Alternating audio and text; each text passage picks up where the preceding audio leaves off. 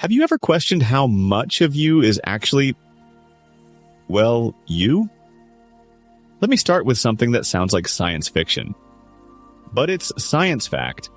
You are more bacteria than human. No, seriously.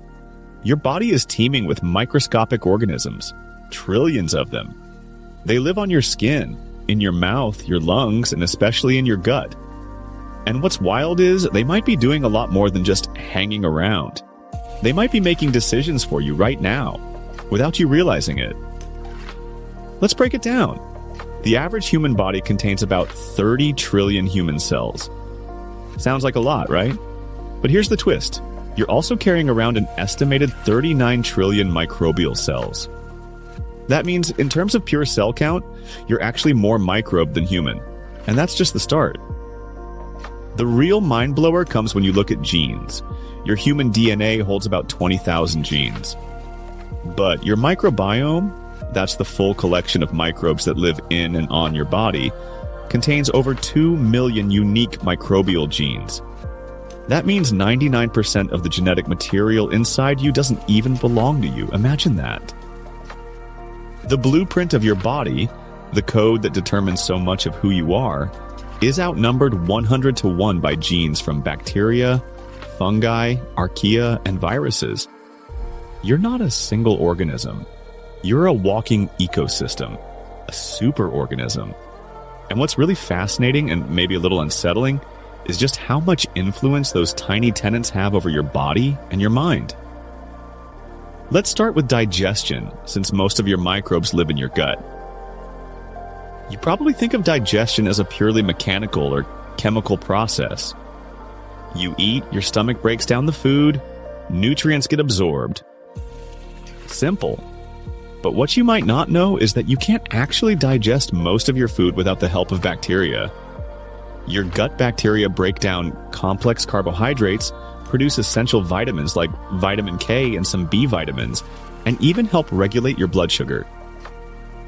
Some bacteria produce short-chain fatty acids that strengthen the lining of your gut and reduce inflammation. Others compete with harmful invaders, acting like a microbial security force. But their influence doesn't stop at your gut. These bacteria have a direct line to your brain. No joke.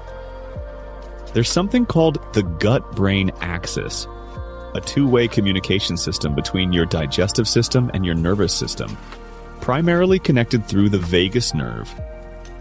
Your microbes can actually produce neurotransmitters, the same chemicals your brain uses to send signals. About 90% of your serotonin, for example, that's the chemical most associated with mood and happiness, isn't made in your brain. It's made in your gut. Dopamine, GABA, norepinephrine, these are also influenced or produced by microbes.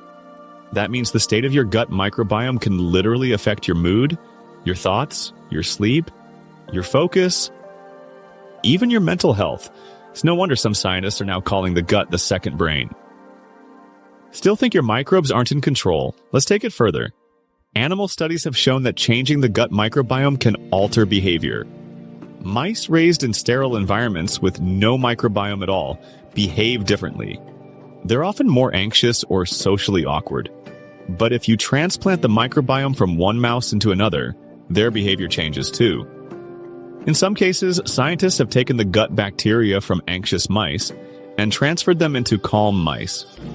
And suddenly the calm mice started acting anxious, and vice versa. This has also been tested in humans. It's called fecal microbiota transplantation. Yes, that's exactly what it sounds like.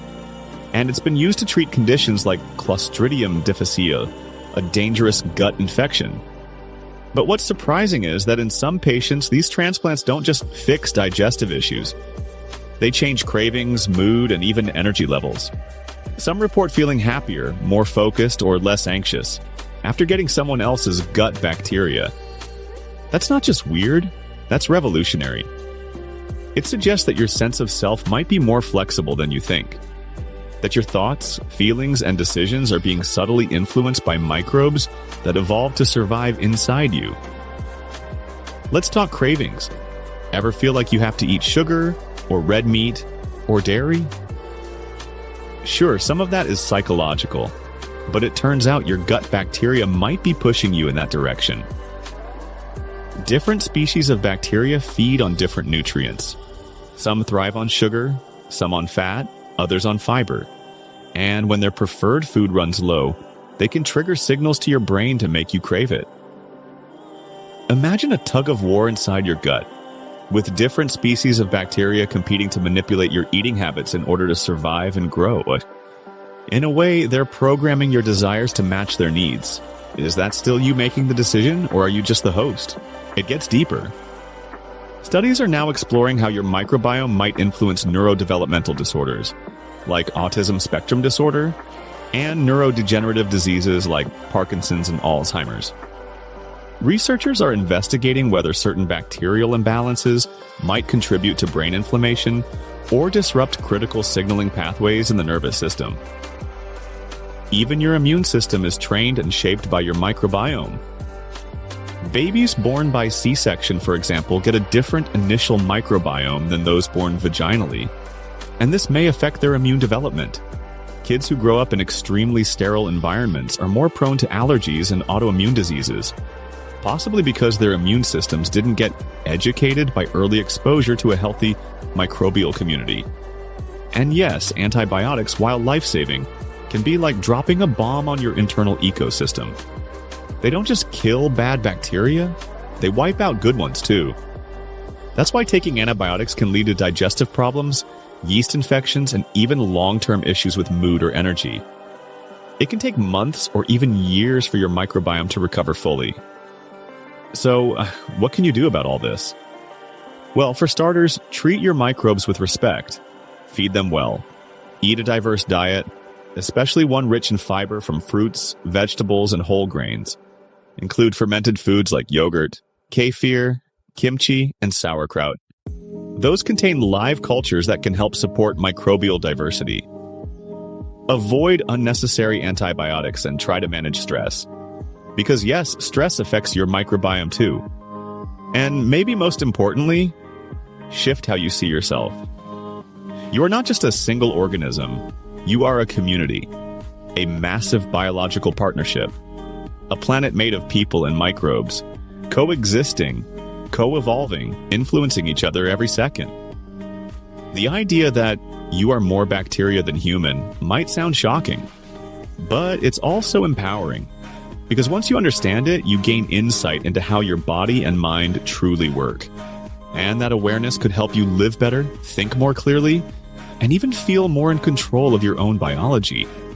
Or maybe that's just what your microbes want you to think.